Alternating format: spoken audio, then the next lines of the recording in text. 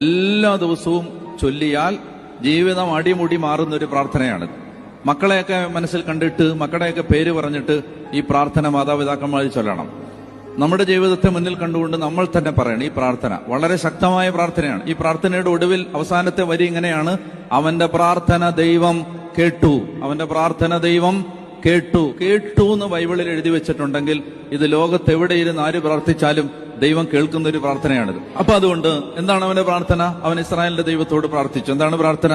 ദൈവമേ, അങ്ങ് എന്നെ അനുഗ്രഹിച്ച് എന്റെ അതിരുകൾ വിസ്തൃതമാക്കണമേ. യെശയ്യാ 54 ഇതാ വായിച്ചത്. എന്താണ്? നിന്റെ കൂടാരത്തിന്റെ അതിരുകൾ വിസ്തൃതമാക്കുക. ഇതാണ് അവൻ പ്രാർത്ഥിച്ചത്. ദൈവമേ, എന്റെ അതിരുകൾ എന്നെ അനുഗ്രഹിച്ച് എന്റെ അതിരുകൾ വിസ്തൃതമാക്കണമേ. പിന്നെ അങ്ങയുടെ കരം എന്നോടുകൂടി ഇരിക്കുകയും സകല വിപത്തുകളിൽ നിന്ന് എന്നെ കാത്തുകൊള്ളുകയും ചെയ്യണമേ. എല്ലാ ദിവസവും